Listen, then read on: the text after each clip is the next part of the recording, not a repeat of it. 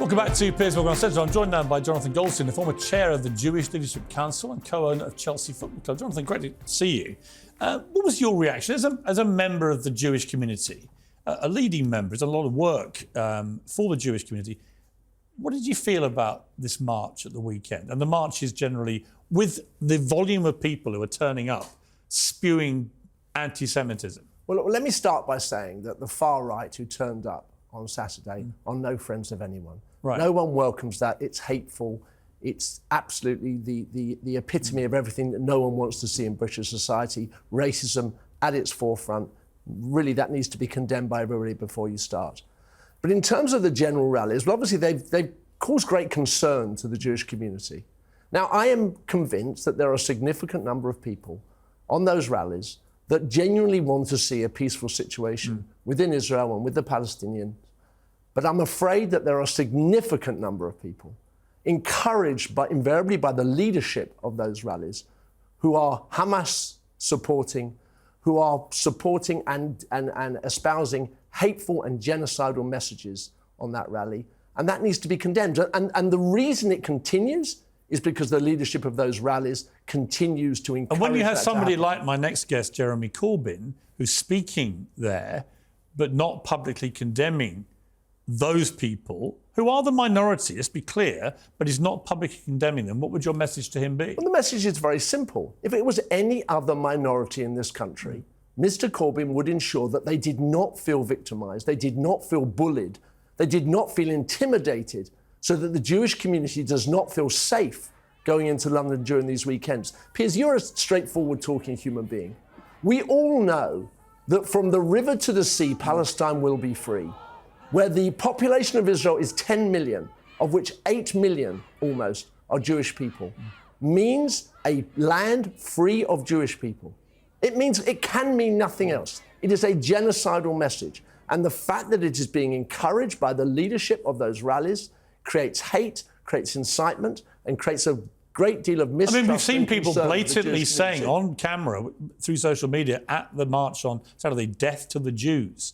I mean, it's not ambiguous. It's We've not seen ambiguous. Others chanting jihad. That's not ambiguous. And what you'll get from your next guest is a small denunciation. But let's go back to October 7th. Mr. Corbyn failed to condemn, in the days following, the actions of Hamas. He called for many years Hamas his friends. He thought they were peace-loving. The Jewish community has known for decades that these people not just want to kill Israelis, but they want to kill Jews. Now, I was in Israel on the 7th of October. I was there on the day. If I had been there, there would have been no discrimination between me and anybody else. The largest number of hostages, other than Israelis, are Thai workers who are working in farms in the south of Israel. Now, I saw no placard at the rally at the weekend calling for the release of the hostages. No. I saw none. I see no request for Hamas to unconditionally release over 200 babies, children, mothers, fathers, Holocaust survivors, yeah. Holocaust survivors. I see none of that. OK, so let me spin it round now to the criticism of Israel's response. I read today that one of Israel's ministers was saying they think they've got about 3 more weeks of being able to wage the war as they are before international support starts to really evaporate. There's going to be a tipping point here because there are so many innocent Palestinians getting slaughtered as they go after Hamas. And of course, the demographic of Gaza being what it is, so many of those are kids. Look, the loss of innocent life on all sides is tragic. Let us start with that position. I think we all will agree that. The problem that I think Israel has is that it doesn't know what else to do. And I ask you, what would Britain do? What would any other civilized society do with the infrastructure that Hamas has built up on its border? We've all seen the pictures of the tunnels, hundreds of miles of these tunnels underground. And if it appears to be absolutely true that the main nerve center of the Hamas leadership is under a hospital. But is there for you, is there a limit to this? Look, I am not on the ground and nor are you, OK? You know people who are, I think. Right, so we are relying upon statistics given by a ministry controlled by terrorists. So let's first of all understand that. But let me also explain something from a very personal perspective. Over 15 years ago, my younger brother, with his wife and 3 children, emigrated to Israel. I have a niece of 19 years old and a nephew in his early 20s serving in the Israeli army. I know these children. I know their contemporaries. They are fighting for the survival of their country. If Hamas was to lay down their weapons, there would be peace. There was an effective peace up until 7th of October. I'm afraid if Israel lays down its weapons, there would be no Israel.